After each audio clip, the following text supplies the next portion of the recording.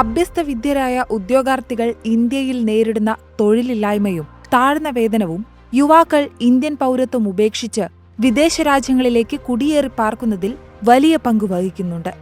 എന്നാൽ international labour ഓർഗനൈസേഷന്റെ കണക്കനുസരിച്ച് ഇന്ത്യയിലെ ഉന്നത വിദ്യാഭ്യാസമുള്ള യുവാക്കൾ സ്കൂൾ വിദ്യാഭ്യാസമില്ലാത്തവരെക്കാൾ അധികമായി ഒരു ജോലി കണ്ടെത്തുന്നതിൽ വളരെ ബുദ്ധിമുട്ടുന്നതായി വെളിപ്പെടുത്തുന്നു.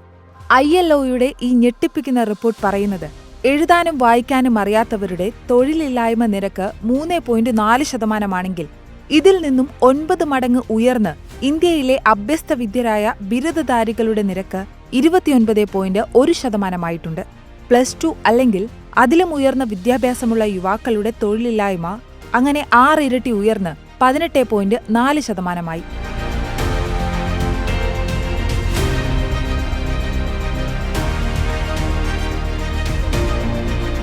ഇന്ത്യയിൽ പ്രധാനമായും സെക്കൻഡറി തലമോ അതിലും ഉയർന്ന വിദ്യാഭ്യാസമോ ഉള്ള യുവാക്കൾ ഇന്ന് നേരിടുന്ന ഒരു വലിയ പ്രശ്നമാണ് തൊഴിലില്ലായ്മ. ഇത് കാലക്രമേണ രൂക്ഷമാവുകയും ചെയ്തിട്ടുണ്ടെന്ന് ഇന്റർനാഷണൽ ലേബർ ഓർഗനൈസേഷൻ പറയുന്നു.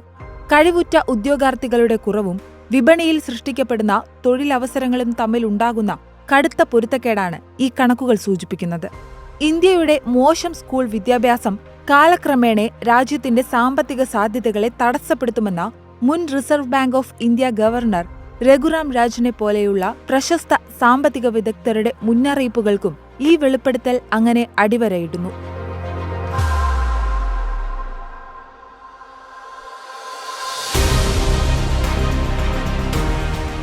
ഇന്ത്യയിലെ യുവാക്കളുടെ തൊഴിലില്ലായ്മ നിരക്ക് ഇപ്പോൾ ആഗോളതലത്തിൽ ഉള്ളതിനേക്കാൾ കൂടുതലാണെന്ന് ILO പറയുന്നു. അഭ്യസ്തവിദ്യരായ യുവാക്കൾ കാർഷികേതര മേഖലകളിലേക്ക് പ്രവേശിക്കുമ്പോൾ അവിടെ മതിയായ പ്രതിഫലം ലഭിക്കുന്ന തൊഴിലവസരങ്ങൾ സൃഷ്ടിക്കാൻ ഇന്ത്യൻ സമ്പദ്വ്യവസ്ഥയ്ക്ക് ഇനിയും കഴിഞ്ഞിട്ടില്ല. ഇത് ഉയർന്നതും വർദ്ധിച്ചു വരുന്നതുമായ തൊഴിലില്ലായ്മ നിരക്കിൽ പ്രതിഫലിക്കുന്നു.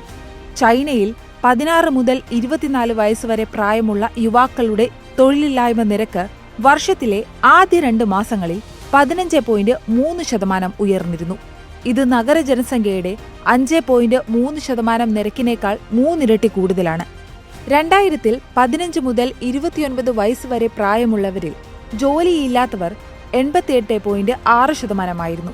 എന്നാൽ 2022 ആയപ്പോൾ അത് 82.9% കുറഞ്ഞു. അതേസമയം വിദ്യാസമ്പന്നരായ യുവാക്കളുടെ വിഹിതം ഈ കാലയളവിൽ 54.2%-ൽ നിന്ന് 65.7% ഉയരുകയാണ് ഉണ്ടായതെന്ന് ILO കണക്കുകൾ വ്യക്തമാക്കുന്നു. ഇതിൽ സ്ത്രീകളാണ് കൂടുതൽ ബുദ്ധിമുട്ടുന്നത്. കാരണം ജോലിയില്ലാത്ത വിദ്യാസമ്പന്നരിൽ 76.7% സ്ത്രീകളാണെന്ന് കാണാം. എന്നാൽ പുരുഷന്മാർ ഇതിൽ 62.2%. കൂടാതെ ഗ്രാമപ്രദേശങ്ങളെ അപേക്ഷിച്ച് നഗരപ്രദേശങ്ങളിലാണ് തൊഴിലില്ലായ്മ കൂടുതലെന്നും റിപ്പോർട്ട് പറയുന്നു. മാത്രമല്ല, ലോകത്തു തന്നെ തൊഴിൽ പങ്കാളിത്ത നിരക്കിലെ ഏറ്റവും കുറവ് സ്ത്രീകളുടെ അനുപാതം ഇന്ത്യയിലാണ്. ഏകദേശം 25%-ആണിതെന്ന് ILO പറഞ്ഞു. അതുപോലെ ഫുഡ് ഡെലിവറി ഡ്രൈവർമാരെ പോലെ താൽക്കാലികവും കുറഞ്ഞ വേതനം ലഭിക്കുന്നതുമായ ജോലികളിൽ ഏർപ്പെടുന്നവരുടെ വർധനവിനെക്കുറിച്ചും റിപ്പോർട്ട് മുന്നറിയിപ്പ് നൽകുന്നുണ്ട്.